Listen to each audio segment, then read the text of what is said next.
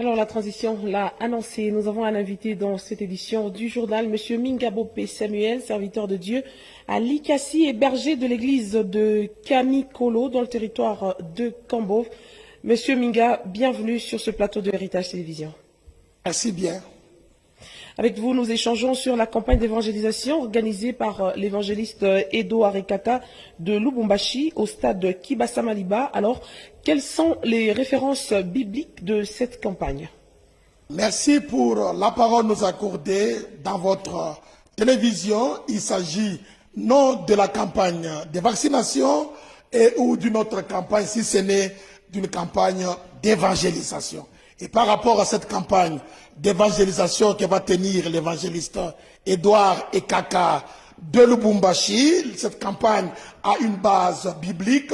C'est notamment dans Marc au chapitre 16, versets 15 à 18, où le Seigneur dit « Allez par tout le monde entier, prêchez la bonne nouvelle à toute la création ». Donc dans cette campagne, il est question d'apporter la bonne nouvelle de Jésus-Christ à toute la population. Et quand vous lisez également dans Matthieu au chapitre 24, à partir du verset 14, Jésus dit, cette bonne nouvelle du royaume sera prêchée dans le monde entier à tout le peuple.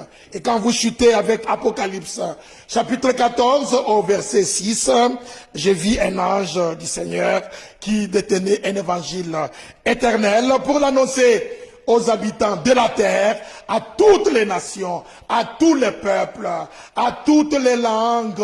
Et donc, cette campagne a des bases bibliques, c'est dire la commission a été donnée par le Seigneur Jésus-Christ d'aller prêcher la bonne nouvelle à toute la création. Alors, quel est le but de cette campagne et aussi le message? Bien, comme vous l'avez constaté, le but de la campagne, c'est sauver les âmes. Quand Jésus-Christ est mort à la croix de Golgotha, et à partir de la croix, c'était pour le salut des âmes et la guérison de nos corps. Voilà pourquoi cela rejoint les buts poursuivis par cette grande campagne d'évangélisation, le salut des âmes, la guérison de nos corps. C'est vrai, nous avons des problèmes différents, nous avons des maladies, nous avons des situations compliquées. Par et à travers cette campagne, le premier objectif, c'est le salut des âmes, et le deuxième, la guérison de nos corps, à travers cela, des solutions à nos problèmes divers. En parlant de l'organisateur lui-même, Edouard Ekaka, qui est-il et quel témoignage avez-vous de lui? Edouard Ekaka est un serviteur de Dieu, est un évangéliste en fonction de l'écriture de Éphésiens 4, 11. Dieu a fait, il y a des apôtres, il y a des évangélistes, il y a des pasteurs et il y a des prophètes. Lui, c'est un évangéliste, un prédicateur de la parole de Dieu. Il n'est pas un magicien, encore moins un faiseur de miracles, parce que même Jésus lui-même, dans le temps de la Bible, quand il a transformé l'eau en vin, et ou quand aussi il pouvait arriver à multiplier les pains et les poissons pour nourrir 5000 personnes, il n'a pas dit aux gens, venez voir ce que je suis en train de faire. Il a seulement prié et il a dit servez aux gens. C'est en servant aux gens que les miracles se sont accomplis. Et donc, Edouard Ekaka n'est pas un faiseur de miracles. Edouard Ekaka n'est ni plus ni moins un magicien. C'est un prédicateur de la parole. Et donc, dans cette campagne, nous disons aux gens, venez écouter la parole de Dieu. En écoutant la parole, dans la parole, il y a une puissance de transformation. La parole a un impact sur la vie des gens. C'est en écoutant la parole que non seulement on est sauvé, et on trouve aussi des solutions à nos différents problèmes. Dites-nous, cette campagne est-elle payante et quelle en est sa durée?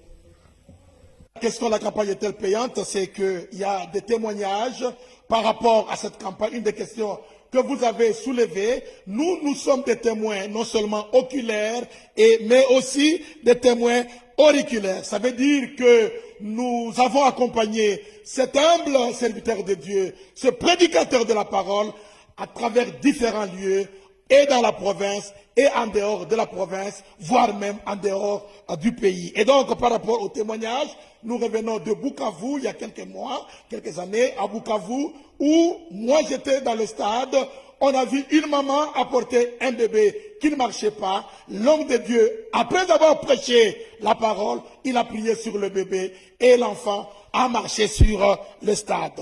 Dans le loi là-bas, on pouvait voir un magicien, un charlatan qui était au stade, qui voulait tester la puissance de Dieu. Il s'est retrouvé brûlé et il a fui de lui-même en criant « Moto Inanichoma ». Nous sommes à Sandoa, où un instrumentaliste qui s'est retrouvé ses instruments brûlés parce qu'il a parlé à mal de la campagne. Quand nous nous retrouvons à Kassaji, au stade Ikuku, et là, c'est un constat, un papa qui n'avait pas la puissance sexuelle. Après la prière, ce papa a retrouvé sa vigueur masculine. À Kalendagar, un enfant qui était mort, il a prié pour lui et l'enfant a retrouvé la vie. C'est vous dire, autant de témoignages sont marrants par rapport à la question liée au témoignage. Alors, je ne sais pas, vous pouvez revenir à la dernière question que vous aviez souhaité évoquer. Alors, Jésus-Christ est le même hier, aujourd'hui et éternellement. C'est le thème de la campagne d'évangélisation organisée par l'évangéliste Edouard Ikaka de Lubumbashi au stade Kibasa Maliba à partir de ce vendredi 27 juin 2025. Monsieur Mingabo P. Samuel, merci beaucoup.